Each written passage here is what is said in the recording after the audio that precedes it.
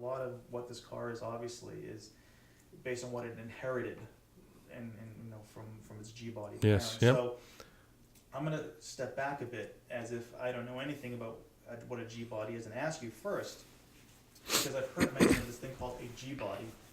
What is that? What were its characteristics, its strengths and weaknesses? What is G body? A G body within General Motors, cars were always given an alphanumeric, or alpha in this case, connotation to describe it so you could follow it through its evolution as it was being designed and modeled and then fabricated and then produced.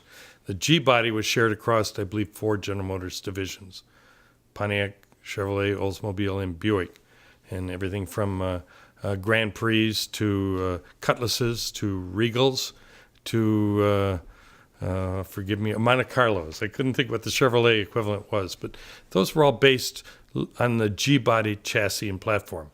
That's a lot of the structural metal underneath. That's all of the chassis. Frequently, it's all of the powertrain, and then it's a lot of sheet metal too. And that's what got, in my opinion, General Motors in a lot of trouble in the past. That all 4 divisions had to share fenders, they had to share roofs, they had to share the backlight or the back window and the windshield. And some of the few components or surfaces that we were able to get unique were the doors, for instance, in the very front end and the rear end. That's it. So it's difficult to make the cars look unique and special until you get to a program like a Grand National or the GNX. And then we're able to take G-body parts and tweak and fabricate and move and finesse them enough to maybe make them look a little unique. Certainly black on black helped to pull those cars away. Same thing with the powertrain. Started as the 3.8, eventually 3800. Very good pushrod V8 engine. All the divisions shared that engine. It was a Buick engine initially, but again, saving costs within General Motors and fuel economy, everybody moved to that V6. Well, knowing we still wanted a performance vehicle, something that was quick. We wanted to base it on a lightweight car that had a lot of very, very good, strong durability and good history of very few warranty calls at all on that engine, that 3.8. So that's the one we did all the tweaks and bells and whistles to make it as quick as possible and make it as unique and different as the other G bodies. Losing this quick. My voice is going. Yeah. Yeah, please. Yeah. Whenever you want. We have plenty of tape and power. Yeah, but I don't know if I got plenty of voice left. Okay. We'll move through these quickly then. I mean, I'm enjoying this, Andrew, but it's just getting over a sinus infection. The medicine has just screwed my voice up. So just briefly then, the characteristics of the G body. What did it look like? What were its features, characteristics that made it a G body?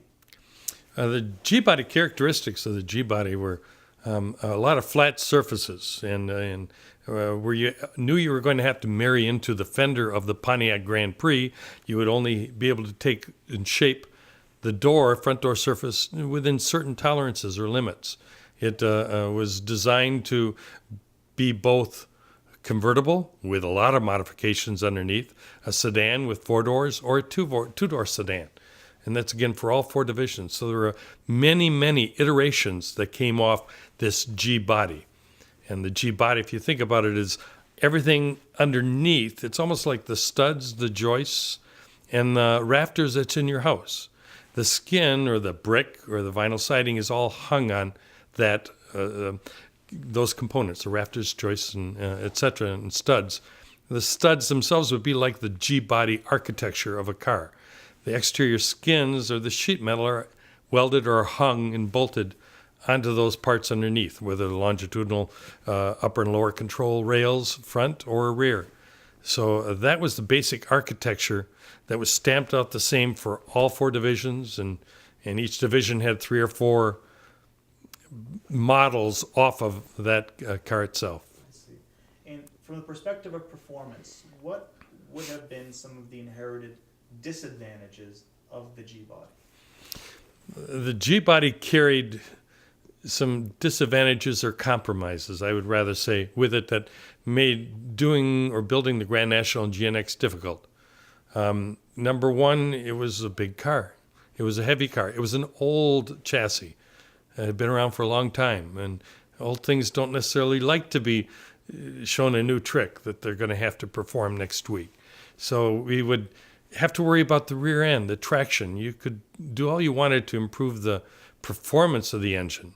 But if the transmission, if the prop shaft or drive shaft, if the rear differential and the axles and half shafts, if they couldn't take that increased torque and the car kept breaking down every few thousand miles, we would have a nightmare on our hands, both from public perception as well as our warranty costs.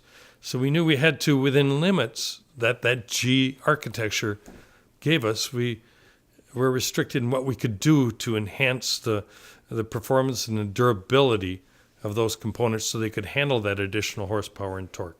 We had to make sure that we kept the rear axle, and the GNX is the best example, that we had to make sure we built the ladder bar, and that's a bar that takes and rigidly connects the rear of the transmission to the differential, or the pig as the differential is called, to keep it from winding up and losing all traction at the rear wheels.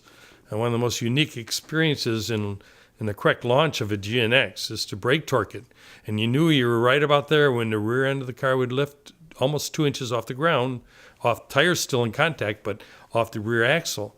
And that's when you knew to launch. And it kept those tires firmly planted on the ground.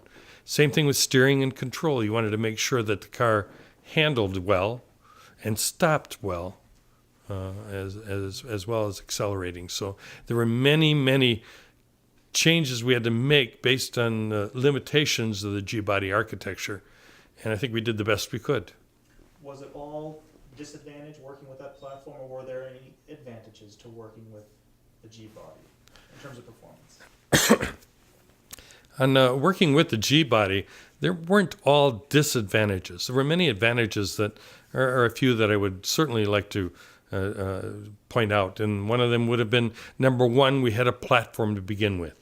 It is so much easier to build a limited volume production program if you have something to start with. Granted, that limits the range and the scope of what you can do, but it makes it easier, at least cost and time effectiveness in getting the product out there. We knew what we had to begin with. So if we had a rumpled sheet of paper here, we at least knew, okay, it's a rumpled sheet of paper. How can we straighten it out? How can we bend it the way we need to? Everybody would dream more about throw the paper away and let me start fresh. No question about it. You can build an outstanding vehicle or property with that approach. But knowing we had this G-car and we wanted to celebrate the end of the G-car line with a strong performance vehicle, it had a lot of good attributes to it. Size, fit and finish, at least on the interior. The room under the bonnet, under the hood. There's enough room for us to make modifications to the engine, to install a good turbocharger, to put in an intercooler and even enhance the intercooler further, to make changes to the oil sump and to the fuel pumps and even to the fuel tank and things like that. There were many modifications, especially to the suspension, that we made, but they were all based on having a given architecture that gave us the room to make those modifications. So was it a flexible platform in the end? I mean, I know there were a lot of disadvantages having to start with an existing platform, but did it at least give you room to work? Was there enough opportunity for you to do something good? It's difficult to say if the G-body gave us enough room to do something good and to make the modifications necessary. I think everything was a compromise. So my answer would be no, it did not. There was certainly enough space in there, but not like in the 40s where you'd be able to get on a step ladder and climb inside the engine compartment and work on changing the spark plugs. It was still a fairly tight confinement. Same thing with suspensions. We had to cut with a plasma arc cutter wheel openings for the GNX and add flares to accommodate the larger wheels and tires. We had to completely change the upper and lower control arms and suspension. So there were a lot of changes, and they were all, I would say, a series of compromises because of the G architecture and what it could. How far could we stretch it and bend it? So I would say there are very few positives that we could associate with having come off at least architecture that was in its waning days. There was no money in the corporation at that time to give us a newer platform or to throw money at this platform to make it a better platform to build a Grand National auto off of. But at the same time, I'm also looking at a very limited, restricted time frame and a cost target. How much could the Buick customer afford to pay in addition to as a premium over the $19,900 that the Grand National cost at the time? So if we had thrown a lot more money at the old G architecture to make it more readily acceptable to the new ideas, we would have never had a Grand National. What would you have had? Rather than, if we had not been able to accept our limitations and still produce a Grand National as it was, and let's say that we instead thought, well, instead, let's see what we could have done if we could have thrown more money, time, and effort at the car and make it even better, I think that time would have hurt us. We would have not had a program. Obviously, the G-Car body platform went away. And then that means you would have started all over again on another all right, what other platform can we use? And pretty soon it becomes a series of dominoes where each one, either the cost, the timing, or maybe the market opportunity has left you behind. We are very, very fortunate with the Grand National, and especially with the GNX program, that the timing was absolutely perfect. I was very lucky person to manage the program because in many ways, people were just waiting and hurry up, give us your best. And wow, it was, I was very lucky to have that program, and there was a anxious and waiting audience. So that's a perfect segue to the last section, the GNX questions. But just as a final thought about working with that Regal G body, working with it, how would you characterize it? Easy, frustrating, limited, hopeful? What was the overall summary experience? Yeah, if I had to summarize my experience in working with the G body or the Regal platform, the Buick Regal platform at the time, I was very hopeful. I mean, I had had several in my past, Regals and Cutlasses, and they're wonderful cars, great cars for family trips and safe and durable cars. And that 3.8 liter V6 pushrod was just a wonderful engine. It might have been staid or boring to some people, but boy, it was safe and dependable. And you knew if you were putting your kids in the car and your wife, you were comfortable, you were happy, and you were certain that everybody was safe and secure. So I loved the body itself, that we were starting with it. And boy, we are celebrating the end of this G-Car line.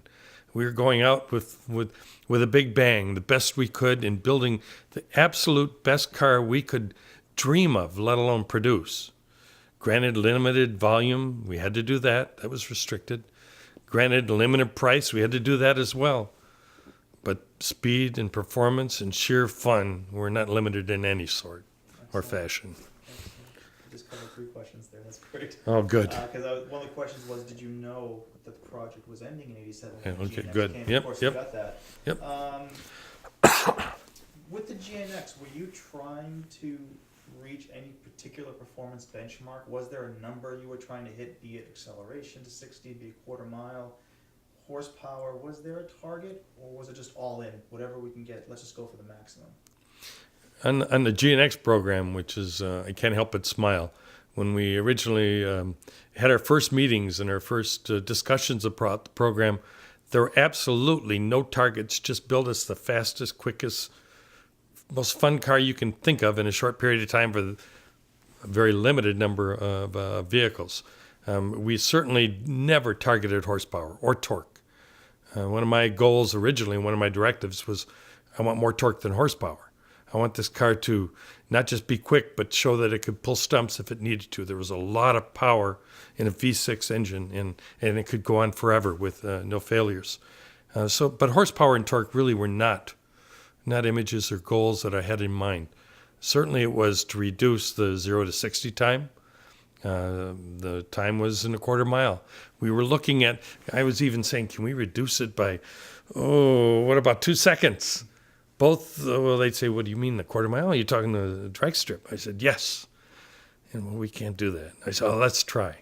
Well, it didn't take long before we realized 1 second was a pretty good target. Forget the 2. That would have been outlandish and expensive. 1 second was pretty good. And we started to get more comfortable as time went on that we can accomplish this. But more important, we've got a car that both looks and feels quick. If it doesn't get that 1 second, doesn't matter, because the car, the impression, not just the illusion when you see somebody else driving, but when you're riding in it and you're experiencing it, you don't care if it's 2 seconds slower. Granted, it was a second faster, but it's just that sheer feeling that you feel down to your lowest bone. Was it the That could have come off wrong. I didn't. There's something about that GNX when you drove it, it had a lot better suspension. But Oh, also yeah. somehow you could put the foot on the brake and Yeah, sit down and took off. I already talked. Yeah, I talked about that. I saw that happen. I already at did GS that. Nationals. I see guys at the line as the Oh, drag yeah, lights were going yeah. down. The car would lift Inch, up. 1 3/4 inch. It was Yeah. unbelievable. Yeah. As if it was like almost like Yeah. a sprinter getting in the blocks. See, that's all. That's all Grand part of National that. was scary, Hmm? but the Grand National was scary with fishtail. Yeah. But the GNX was Yeah, that was a a lot safer, I would think. Yeah. Yes. impressive car. Now, the GNX, sort of a broad question. Was it the perfect Grand National? Was the GNX the perfect Grand National? If you ask me, absolutely. There's no question in my mind that it was the perfect Grand National. There were a couple Grand Nationals I wished in one program we never even considered, let alone produced. But Grand Nationals had been around for a while, and they started out non-intercooled, and then it became intercooled, and eventually we even went to ceramic impellers inside the turbocharger for the GNX, and a much larger intercooler. It had all the refined treatments that the Grand National dreamed about when it went to bed at night. Larger wheel openings, larger flares at each one of the wheel openings. We had heavily modified front suspension. Steering, the car was much more tractable on launch or in just normal commute. On launch, the rear end was controlled, and the rear end of the body would lift up to keep the tires on the ground, to keep that contact patch when you finally brought the PSI of the turbo boost up to around 5, 5.5, 6, and then you knew time to launch. And it wasn't just the launch and the feel, but it was the appearance that we took black another further step with the GNX, where we celebrated it with the name, for instance, rather than GSX from the past. Strong history with Buick and 455 V8, monster engine. Back when each division produced their own monster engine, and there was no sharing of common components or parts or surfaces. But the 3.8 came along, and we dropped this turbocharger in it, and then the intercooler, and we had to match it with something. So we said Grand National GNX rather than GSX. That's all it needed. As soon as people saw the GSX, they made that connection. We hadn't produced the first car yet. We hadn't shown the public the first GNX prototypes yet. And yet we still had calls coming in and feelers out. And I don't know, maybe our PR department was doing a good job on the side and letting the press know that something special was coming out of Buick. And it truly indeed was special, and a great way to celebrate the Grand National, because it was everything the Grand National always wanted to be but couldn't until we did the GNX. If the program had continued beyond 87, could the GNX have been even better? Could you have improved on it had it continued? The GNX in 1987 was about the limit. I was very fortunate. I had no management restrictions on me whatsoever. We did everything we could within the short time frame and to keep the initial cost premium down. But when we were done, we had meetings on this. We truly did. And we tried to say, what would we do next? There was never a consideration to continue the build because the plant was shut down. All the tools were pulled out of the plant for the G-body. There were no Grand Nationals or Regals to continue the build. It was gone. So that part is a mute question, but we still had the meetings because we thought, what if we were to do it again? What would we do differently? And there was nothing. There literally was nothing. Maybe it was because we knew we were going front-wheel drive predominantly within General Motors and Buick, but there was nothing we missed out on. We didn't feel we shortchanged the customer, the car, or ourselves at all.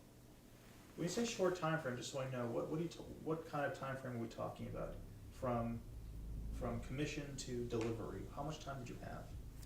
When we the duration of the entire project of the program of GNX was very, very quick. It surprised many people within General Motors or even the industry and the press and how short that time frame was. Granted, we had existing product to start with, but we made heavy modifications to those products.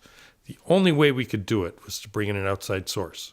We knew that with the government's regulations, with fuel economy standards and certification of the cars for EPA and warranty service and things like that, we had to take those cars and modify it, fabricate the parts and assemble the parts outside of General Motors and then bring them back into the dealer network as independent franchisees.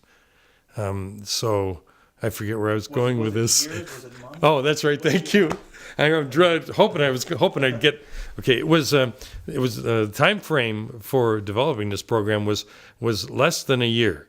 We started in I think it was April of 1986 with the very first meeting that we had. We had that car out on the road for sale, and I'm drawing a blank. I really don't remember. Well, with 87 models. So I think it was but it was later. I think it was like November. I'm gonna start over. All right, the time frame for the GNX. I don't know. I don't think it would be November of 86, 87. No, I think it was 86. Yeah, maybe that. That's what I was saying. I'll just be vague. Sure. Vegas Okay, the time frame for the development of the GNX program was very, very short. It surprised many people within GM, outside media as well, that we were able to take a car like that and get it to the market so quick because they truly knew when we started the program. We were very upfront in bringing certain people in the media into our meetings and letting them know, here's what we're doing. We hadn't thought about it yesterday. From today on, here's what we're doing. So I know the beginning was in April of 1986. That's when I had the first meeting with our general manager and our chief engineer, and the direction just build us something outstanding to celebrate the end of the Regal and the G-Body program. I believe the car, through all the fabrication and all the development, the timing and the warranty issues and durability checks, I think we finally had that car on the road ready for production sale within 9 months. So I think it was about a 9-month program that these cars were specifically awarded to certain dealers to sell. And to give us outside the industry a sense of perspective, is 9 months ridiculously short? 9 months is a ridiculous amount of time to build a wagon for your children, let alone a production car, a car with that type of a following that we're going to celebrate the end of that Grand National Series. So the GNX, having been built in 9 months, is unheard of. If you took a normal production car, and I'm not referring to the Ferraris and the Porsches, but within General Motors, Ford, Chrysler, Toyota, Nissan, etc., a normal car in the past, and this is, I think, where GM, Ford, and Chrysler failed in the past, was frequently 7 years it would take to bring a car from the idea stage to production. Sometimes you'd see that really shortened down in a 5-year, sometimes even 3-year time span, but that's about it. To be able to do what we did in 9 months is unheard of. Yeah, wow, that is incredible. So we're just about out of tape and 3 minutes left. So just 2 quick things. You knew the impetus behind the GNX was, this is ending, let's go out with a bang, right? That was the impetus. Okay. And the last thing then, now, 22 years later, looking back at the GNX, what do you see? Good car? Do you like what you see? Are you proud of it? Did you change anything? Any regrets? You know, it's been a long time, 20-some years, since the GNX was in production for that very short period of time. Do I have any regrets? No. I think one of the regrets I have is when people ask, yeah, but do you own one? I say, no, I don't. You know, I never divorced myself from the program, but I had no desire necessarily to own that because it might almost have shortened or at least demeaned my overall impression of having managed the program. I am extremely proud of having been involved with the program, let alone having managed it. It was extremely successful, and it still is today. There's still people out there who, I don't know that it's necessarily right, but worship the car. They certainly collect it, they admire it, they still race it and have fun with it. I think it's as much a success today as it was when it was originally released and when we produced it. So I'm very, very proud that I was involved in that program. And last thing before we're out of tape, your role in the program, your official title, and what your responsibilities were in the GNX program. Well, my responsibilities in the GNX program was to, I think, find the right people and enable them to do the best job they could.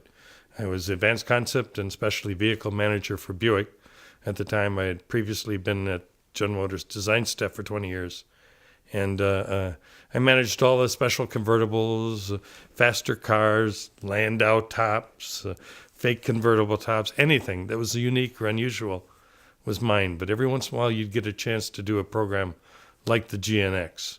And so I managed that program. But basically, to be honest, I just was, I guess, good at collecting good people and good friends that knew how to do it, and I let them do their job.